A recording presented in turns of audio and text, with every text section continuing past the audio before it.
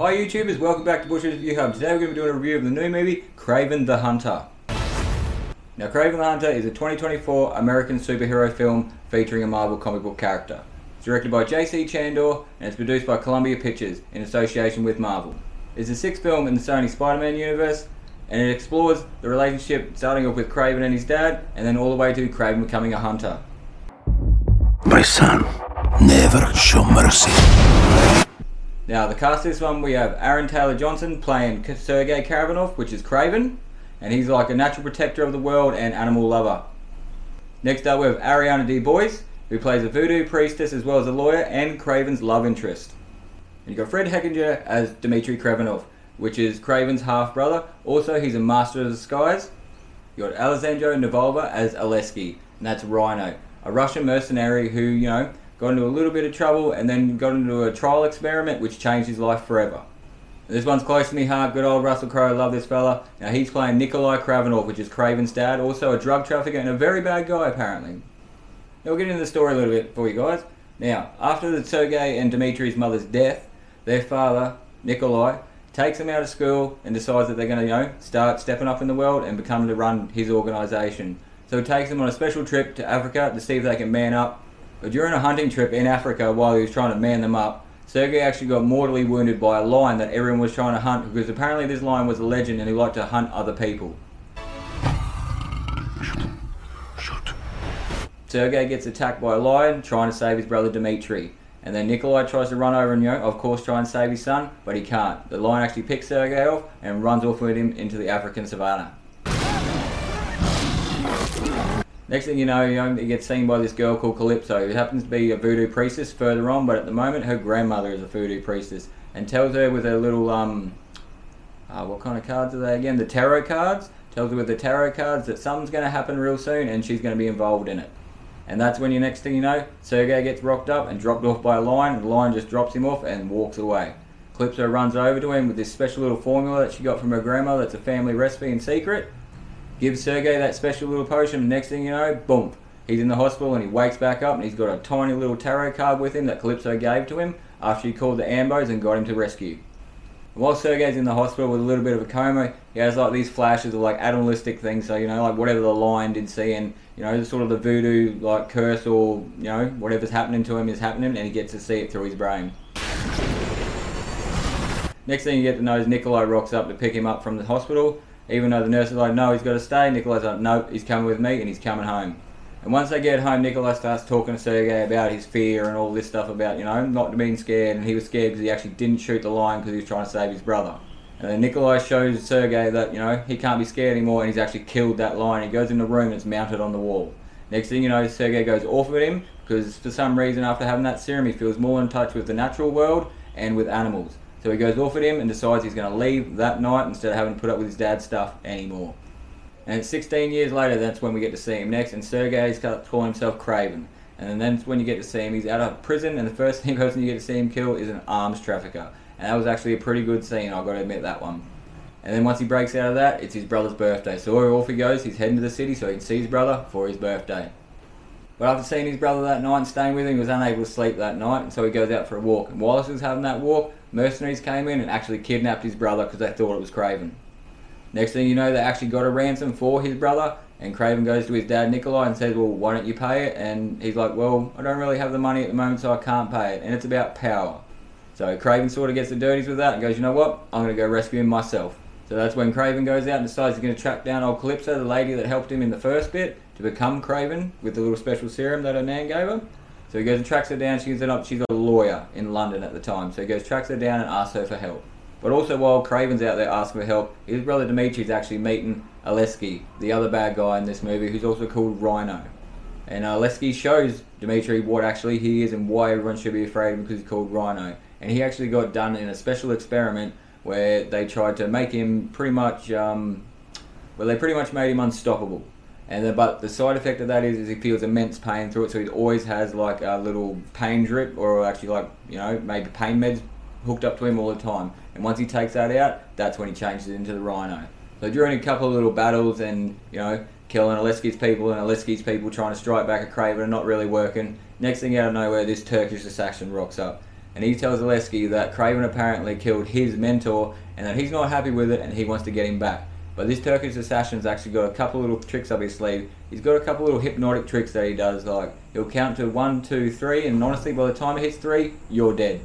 So Oleski and this Turkish assassin Omar set out to set traps to try and get Craven. So yeah, now they call him the Foreigner, who is the assassin that actually tries to take down Craven, and Oleski try and get him now. So they track him down to his little place he's got hidden away up in the northern ends of Russia, where no one else can go. But then they use Dmitri as bait to get him. So of course he's going to come out and try and help his brother, isn't he? But the assassin, the Foreigner, has a little trick up his sleeve. He's got a little neurotoxin that will slow Craven down and pretty much almost kill him. But I tell you what, Craven's lucky that he had his old friend Calypso up there, because she might have just stepped in and, saved him from that one, because I reckon that was almost time that he was about to die.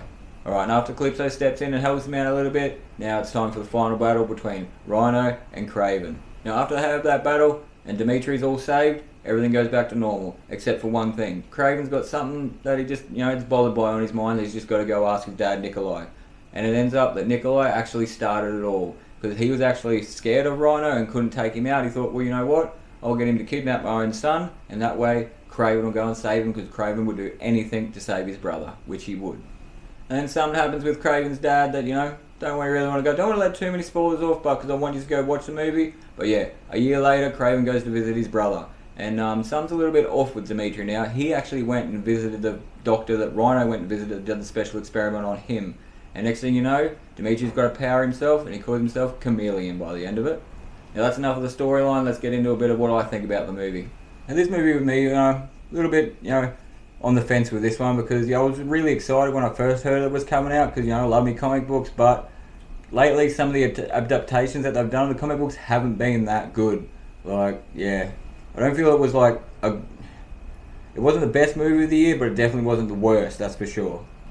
The story itself wasn't that good, I felt, but it was the action that saved me. I was one that just wanted to watch this movie completely just to see the action. I actually like Aaron Taylor Johnson, because I liked him in Bullet Train as well as Kick-Ass. I thought he was really good in that, and he does all his own stunts, and I felt that even the cast, they really tried in this one, but maybe just the story let them down a little bit, and a couple of special effects I felt sometimes wasn't needed in certain spots. Maybe some old school would have been better. But again, also that this movie copped a lot of flack in the media, because everyone was really shooting it down before it even got a chance. It's definitely not the best movie this year, but I don't think it's the worst. I'll probably go and definitely watch it again, but yeah, don't just go by what the media says. Why don't you go out by your own opinion and check it out, that's for sure. And, there's a couple of scenes that I actually really enjoyed out, like when you see him at the Russian prison, he did really well on that.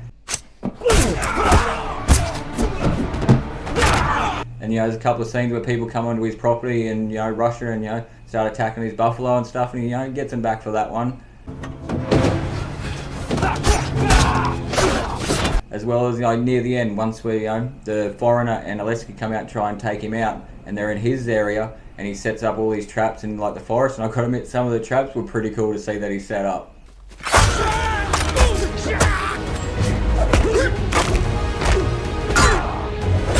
And there was one thing that I felt was a little bit ironic, especially for Craven the Hunter, especially when he's meant to be, such a naturalist and he loves all the animals. But when the Foreigner actually shoots him with the neurotoxin, before it fully takes over your body and kills you, it gives you your worst nightmares first, and ends up that Craven's worst nightmare is spiders, which a couple of us actually have a little bit of arachnophobia. Foreigner. Now in this one, he plays an assassin who's obviously highly skilled and trained, but he's got those little bit of hypnotic abilities, which they don't really like to say much about in the movie at all. But it's pretty cool to see, because honestly, by the time he counts to 1, 2, 3, you're dead. And it's just really cool how he gets around. It's almost like teleporting, but I think he just hypnotizes you to think that he's still in front of you when realistically he's behind you. And I've got to give props to me old Russell Crowe. Love him. He's one of my favourite actors of all time. In this movie, I felt that he really stole the show, especially with his accents. He went and actually did really good on his Russian accent in this one, because I didn't really like him in Thor: Love and Thunder. I didn't really like him as Zeus, but in this one, as Craven's dad, he did really well. I feel every time he was in a scene, he stole the show. Alrighty guys, in my conclusion for this one, I feel action, I'll give it an 8 out of 10, just because the action is good, but some of the action scenes, especially the one that got for me was the Craven Rhino scene. I'd waited for that the whole movie just to see this fight, and it almost felt just as the fight between Wolverine and Sabretooth was in Deadpool and Wolverine. A little bit lackluster. Yeah, the story, I definitely give it a 5 out of this one. Like, yeah, the story didn't interest me or keep me along this movie at all. What kept me in this movie was the action. That's all I wanted to see really in this movie. And the special effects, you know, I'll give them a 6 out of 10. Because, yeah, I know I'm not too big on the old special effects, especially new times. It seems like they're rushing movies out these days and not really actually putting the care in that they used to. Like, the special effects back in the day seemed a lot more full on than what they do now. It's, yeah. Alrighty, YouTube, it's come to the end of the review. Now, I would actually suggest going out and watching the movie, even if it's just once, so, you know, everyone's got their own opinion, so go check it out. I liked it for the action, maybe someone else might like it for the story. But also, I'd like to thank you for watching my reviews. Don't forget to like and subscribe if you're new. And if you're old, why don't you leave something down in the comments, we'll have a chat about it. Now, thank you for watching Bush Review Hub, and I'll catch you on the next one.